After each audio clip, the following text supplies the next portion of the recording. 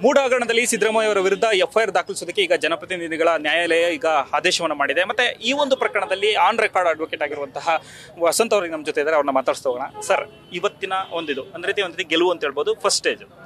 Sir, ಮೊದಲನೇದಾಗಿ ಮಾನ್ಯ ನ್ಯಾಯಾಲಯದ ಆದೇಶಕ್ಕೆ ನಾನು ಗೌರವಿಸ್ತಾ, ನಿನ್ನೆ ಏನು ರಿಟ್ ಪಿಟಿಷನ್ನು ಹೈಕೋರ್ಟಲ್ಲಿತ್ತು, ಮಾನ್ಯ ಮುಖ್ಯಮಂತ್ರಿಗಳು ಗವರ್ನರ್ ಅವರ ಸ್ಯಾಂಕ್ಷನನ್ನು ಪ್ರಶ್ನೆ ಮಾಡಿ ರಿಟ್ ಪಿಟಿಷನನ್ನು ಫೈಲ್ ಮಾಡಿದರು. ಆ ರಿಟ್ ಪಿಟಿಷನಲ್ಲಿ ನಮ್ಮ ಜನಪ್ರತಿನಿಧಿ ನ್ಯಾಯಾಲಯದಲ್ಲಿ ಸ್ನೇಹಮಯ್ಯ ಕೃಷ್ಣ ಅವರು ಸಲ್ಲಿಸಿದಂಥ ಒಂದು ಖಾಸಗಿ ದೂರಿಗೆ ಸ್ಟೇಯನ್ನು ಕೊಡಲಾಗಿತ್ತು. ಆ ಸ್ಟೇಗೆ ಸಂಬಂಧಪಟ್ಟಂತೆ ನಿನ್ನೆ ರಿಟ್ ಪಿಟಿಷನ್ ಆದೇಶ ಮಾಡಿದ ನಂತರ ಸ್ಟೇ ವೆಕೆಟ್ ಆಗಿದೆ.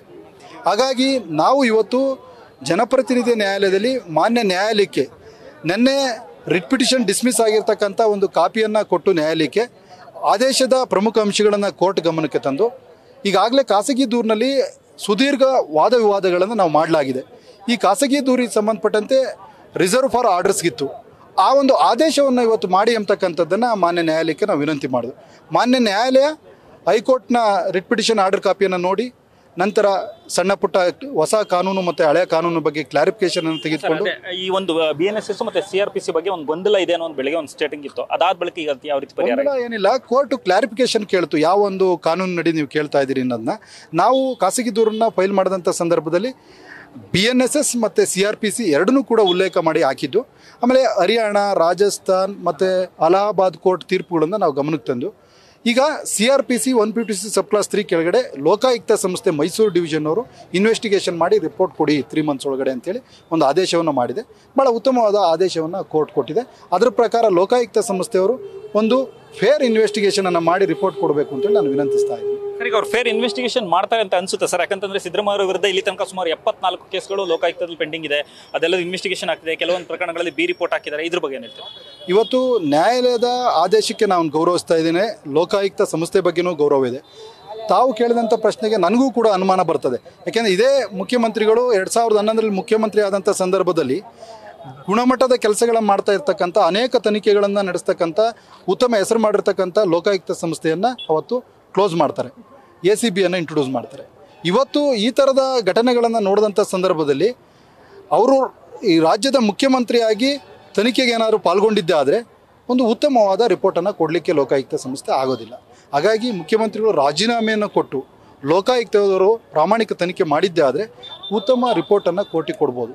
ಇಲ್ಲ ಅಂದರೆ ನಾವು ಉತ್ತಮ ಗುಣಮಟ್ಟದ ರಿಪೋರ್ಟನ್ನು ಎಕ್ಸ್ಪೆಕ್ಟ್ ಮಾಡೋಕ್ಕಾಗೋದಿಲ್ಲ. ನಾವು ಕೂಡ ಸುಮ್ಮನೆ ಏನು ಕೂರೋದಿಲ್ಲ. ನಾವು ಇವತ್ತು ಪ್ರೇಯರಲ್ಲಿ ಪರ್ಟಿಕ್ಯುಲರಾಗಿ ಹೇಳಿದ್ದು, ಖಾಸಗಿ ದೂರಿನಲ್ಲಿ ಒಂದು ಸ್ವಾಯತ್ತ ಸಂಸ್ಥೆಗೆ ಇನ್ವೆಸ್ಟಿಗೇಷನಿಗೆ ಕೊಡಬೇಕು. ಈ ಮೂಡ ಹಗರಣ 5,000 ಕೋಟಿ ಹಗರಣ, ಇದು ಸಂಪೂರ್ಣ ಅಧಿಕಾರಿಗಳು ಯಾರು ಶಾಮೀಲಾಗಿದ್ದಾರೆ, ಯಾರು ಜನಪ್ರತಿನಿಧಿಗಳು ಎಲ್ಲರೂ ಆಚೆ ಬರಬೇಕು. ಹಾಗಾಗಿ ಗುಣಮಟ್ಟದ ತನಿಖೆ ಆಗಬೇಕು, ಉತ್ತಮ ಪಾರದರ್ಶಕ ತನಿಖೆ ಆಗಬೇಕು. ಜನಕ್ಕೆ ಗೊತ್ತಾಗಬೇಕಂದ್ರೆ ಒಂದು ಸ್ವಾಯತ್ತ ಸಂಸ್ಥೆ ಆದಂಥ CBI ಇರ್ಬೋದು, ಒಂದು ಕೇಂದ್ರದ ಯಾವುದೋ ತನಿಖೆ ಸಂಸ್ಥೆ ಕೊಡಬೇಕು ಅಂತಕ್ಕಂಥದ್ದು ಕೇಳಿದ್ದು ನಾವು. ಆದರೆ ಇವತ್ತು ನ್ಯಾಯಾಲಯ ಲೋಕಾಯುಕ್ತಗೆ ರೆಫರ್ ಮಾಡಿದೆ. ಆದರೂ ಅದ್ರ ಬಗ್ಗೆ ನಮಗೆ ಆದೇಶದ ಬಗ್ಗೆ ಗೌರವ ಇದೆ.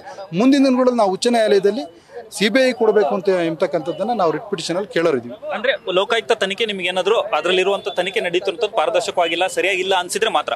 ಇವತ್ತು ಮಾನ್ಯ ಮುಖ್ಯಮಂತ್ರಿಗಳು ರಾಜೀನಾಮೆ ಕೊಟ್ಟು ಲೋಕಾಯುಕ್ತ ಸಂಸ್ಥೆ ಮುಂದೆ ಹೋಗಿ ತನಿಖೆಗೆ ಪಾಲ್ಗೊಂಡ್ರೆ ಆ ತನಿಖೆಯ ರಿಪೋರ್ಟ್ ಬಗ್ಗೆ ನಮಗೆ ಗೌರವ ಇದೆ.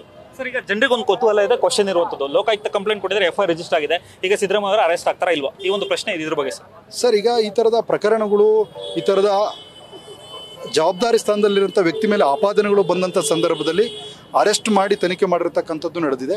ಯಾಕಪ್ಪ ಈ ಥರದ ಸಂದರ್ಭ ಬಂದಾಗ ಅರೆಸ್ಟ್ ಮಾಡ್ತಾರೆ ಅಂದರೆ, ಯಾವುದೇ ಒಬ್ಬ ಆಪಾದಿತ ವ್ಯಕ್ತಿ ತನಿಖೆಗೆ ಪೂರಕವಾಗಿ ಸಪೋರ್ಟ್ ಮಾಡಲಿಲ್ಲ ಅಂಥ ಸಂದರ್ಭದಲ್ಲಿ, ತನಿಖೆಗೆ ಸಹಕಾರ ಕೊಡಲಿಲ್ಲ ಅಂಥ ಸಂದರ್ಭದಲ್ಲಿ ಅವ್ರನ್ನ ಬಂಧಿಸಿ ವಿಚಾರಣೆ ಮಾಡೋ ಅಂಥದ್ದು ಇರ್ತದೆ.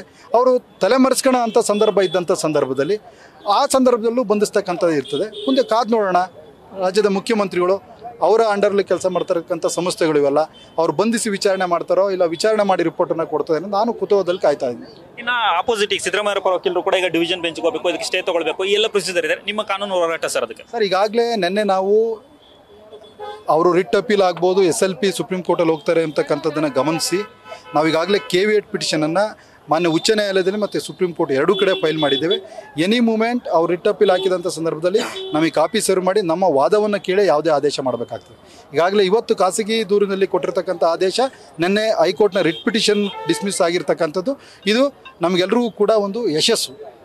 ರಾಜ್ಯದ ಜನ, ಈ ದೇಶದ ಜನ ಈ ಕಾನೂನು ವ್ಯವಸ್ಥೆ ಮೇಲೆ, ಈ ನ್ಯಾಯಾಂಗ ವ್ಯವಸ್ಥೆ ಮೇಲೆ ಅಚಲವಾದ ವಿಶ್ವಾಸವನ್ನು ಇಟ್ಕೊಳ್ಳಿಕ್ಕೆ ಈ 2 ತೀರ್ಪುಗಳು ಸಾಕು ಅಂತಕ್ಕಂಥದ್ದು ನನ್ನ ಅಭಿಪ್ರಾಯ.